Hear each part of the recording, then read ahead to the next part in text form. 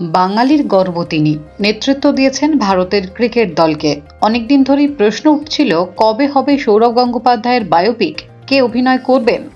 সেই সব জল্পনার অবসান ঘটিয়ে উত্তর দিয়ে দিলেন নিজেই। বৃহস্পতিবার একটি অনুষ্ঠানে যোগ দিতে বর্ধমান গিয়েছিলেন তিনি। সেখানেই সৌরভ জানান তার বায়োপিকে মুখ্য চরিত্রে দেখা যাবে বলি অভিনেতা রাজকুমার রাওকে।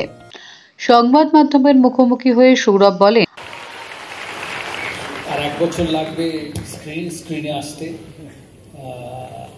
আমি যেটুকু শুনেছি রাজকুমার রাও উইল প্লে দ্য রোল আপাতত, কারণ জানি না ওদের তো ডেটস নিয়ে ইস্যু থাকে, আবার অন্য ছবি নিয়ে নিলে হয়তো এই ছবিতে হয়তো ডেট নাও দিতে পারে, কিন্তু আপাতত যেটুকু আমি শুনেছি যে উনি করবেন। বছরখানেক লাগবে স্ক্রিনে আসার জন্য।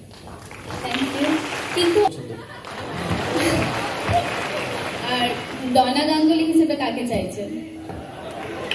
ওটা খুব ডিফিকাল্ট ক্যারেক্টার, তাই অনেক অপশনস আছে, এখন ওরা অপশনসগুলো বেছে উঠতে পারে। I am sure they will come to a conclusion. এই খবর প্রকাশ্যে আসতেই চাঞ্চল্য ছড়িয়েছে ভক্তদের মধ্যে। প্রসঙ্গত অনেকদিন ধরেই কথা চলছিল সৌরভের বায়োপিক নিয়ে। কে সৌরভের চরিত্র অভিনয় করবেন তা নিয়েও কৌতূহলের শেষ ছিল না। বলি অভিনেতা আয়ুষ্মান খুরানা থেকে রণবীর কাপুরের নাম নিয়েও হয়েছিল জল্পনা। এর আগেই সৌরভের সঞ্চালনায় দাদাগিরির মঞ্চে এসে সৌরভের বায়োপিক তৈরি করার ইচ্ছার কথা জানিয়েছিলেন পরিচালক সৃজিত মুখোপাধ্যায়। সৃজিত বলেন, আমাকে যিশু ফোন করে বলেছে আমি ক্রিকেটটা ভালোই খেলি, কিন্তু আমি তখন বলেছি তুই ডান হাতে ব্যাট করিস, তবে আবির কিন্তু বাঁ হাতে ব্যাট করে। সেই সময় ওই মঞ্চে উপস্থিত ছিলেন অভিনেতা যিশু সেনগুপ্ত। তিনি মজা করে বলেন, আমি বলটাও পারি, আবির বল করে না। যদিও তখন সৌরভ নিজেই মজা করে বলেছিলেন, আমি যিশুকে বাঁ হাতে ব্যাট করা শিখিয়ে দেব।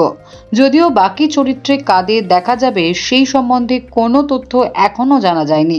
এখনো পর্যন্ত ছবি তৈরি প্রাথমিক স্তরেই রয়েছে, তাই মুক্তির তারিখ বা বাকি খবর কিছু জানা যায়নি।